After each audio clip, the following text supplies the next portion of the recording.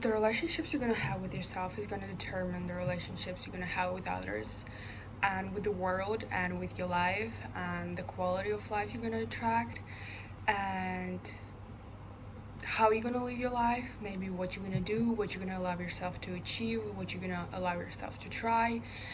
And it is in so many different levels, like, because the relationship you have with yourself includes like self-worth, self-love, self-respect, like your just in general the way you feel about yourself. There are so many layers, and there are even like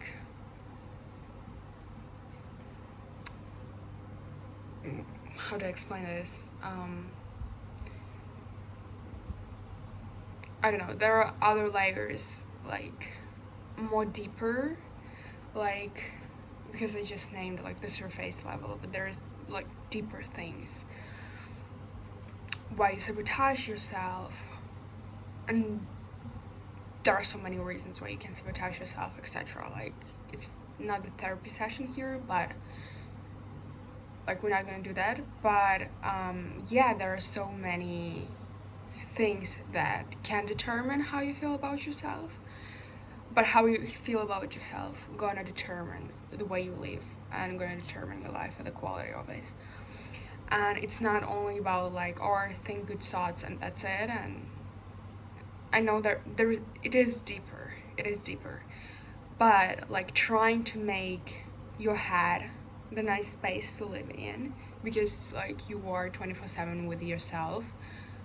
I think, oh my god, that is so important, and mental health is so important, and I'm so happy that more people talk about this right now and becomes more normal, and like therapy and all those things are more normal. Like, it's not weird, or like maybe that a couple of years ago it would sound like maybe a little bit weird, I don't know. But yeah, it's great that so many people are aware about this. So yeah, if you want a better quality of life, a better relationships actually, because the way you talk to yourself, what is going on in your mind, what is like going on with you, is gonna actually determine your friendships, your romantic relationships, I mean all your relationships. And it's not only your patterns, it's not only, yeah, that also, like, if you have the avoidance style, or if you have like, I don't know, like attachments, different attachment styles, I don't like that, of course it plays a huge like role. But the way you speak to yourself and what you think and what you consume, not in terms of like food, but like what you consume, what you listen to, and that like both matters. But yeah, that actually go into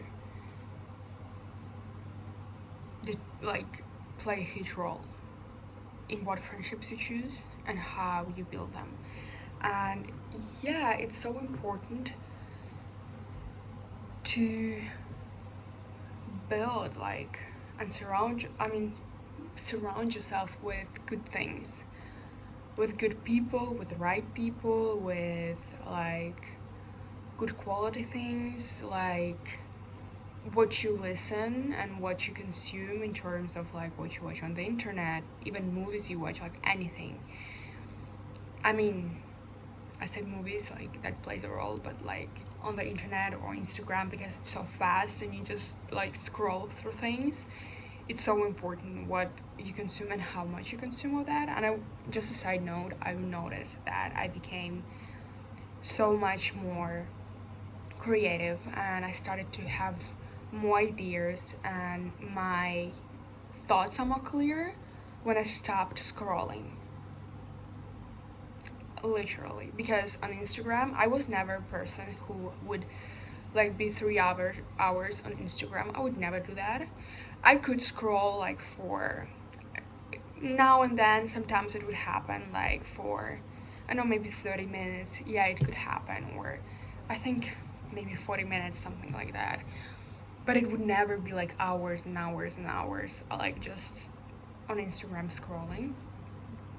And recently I've noticed that there were a period, like maybe a week or two, I don't know, I was spending more time on Instagram scrolling, and it was not making me feel good after. I was just, this is weird. I feel weird. Even if I was watching like good stuff or more maybe spiritual stuff or whatever, it was so weird because it is too much information from too many different people, and it's like it's such a short period of time, and it just makes my brain feel weird. Maybe I get dopamine like in the moment at the beginning, but the more I scroll, the more I was like, oh my god, I feel weird. And how I actually stop that is listening to my body more, because usually when you start scrolling like that, there is something that you are avoiding, there is something that you are running from, your emotions probably. And I know there may be some uncomfortable emotions that I didn't wanted to go into, like in those moments. And it was easier to scroll to get a little bit of dopamine, and so yeah, when in my case, how to stop scrolling is to start feeling your emotions and not running from them. But yeah, I feel like the less I consume, the better, like the better I feel. And the way you can build better relationships with yourself is, of course, you can work with a therapist, you can do a lot of healing, you can do a lot of maybe holistic healing. It actually, I love it. It's like very helpful. But you can also like do little nice things for yourself. You can take yourself out somewhere. Like that's also considered, like you can consider that as building a relationship with yourself.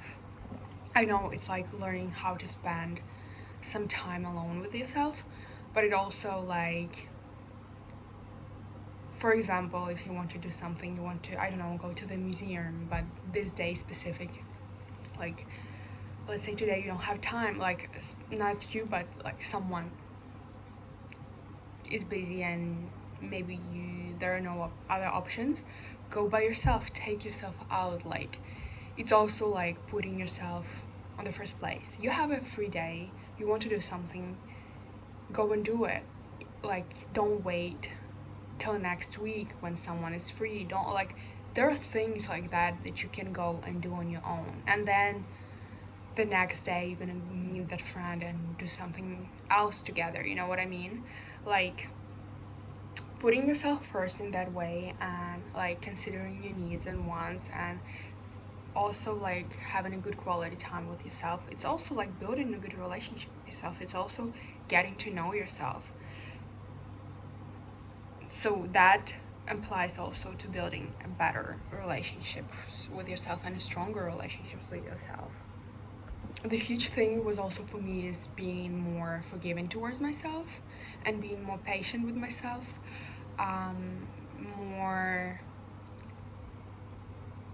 I forgot the word in English, oh my god, more gentle, I remember it. And being more gentle with yourself is important. I know it sounds generic, I just named it, like I just put some words together, and I know it's very like, but how you actually do it, it's like it's not an easy thing. It's like something you learn along the way. It's something like, if you've never been that towards yourself, it's not something you're gonna learn like in a day. It's gonna take time to, it's gonna take time, and that's it. That's all I can say. And you're gonna practice, and you're gonna fail sometimes, but the more you do it, the better you become at it, like everything else. So yeah, I think that forgiving yourself for your own mistakes and getting out of your like own back, like stop like terrorizing yourself, is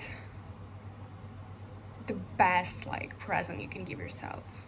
Like being too harsh with yourself will not help you. You think it will, but it's not.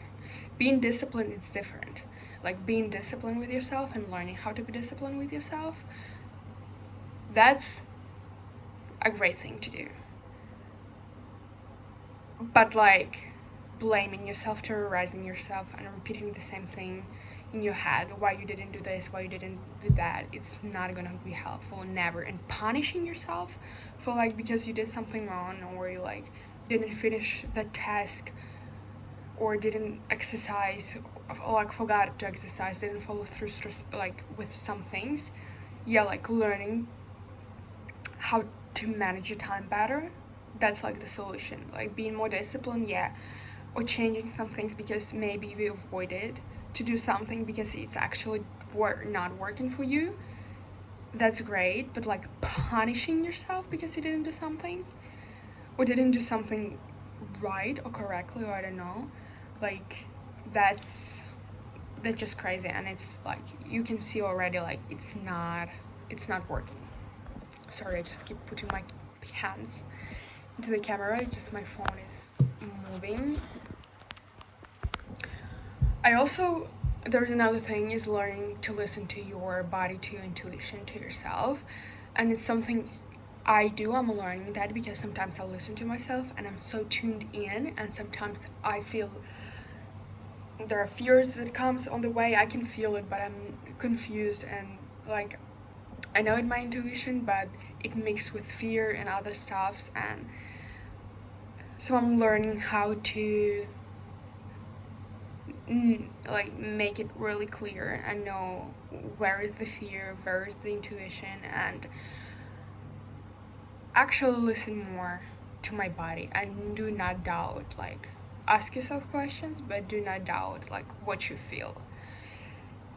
So all like most of the time you kind of can feel it in your body, like when something is not right for you, when something is not suitable, you can usually feel it in your body. You can usually tell what is working and what is not. So listening more to that is actually listening to yourself more and making a better decisions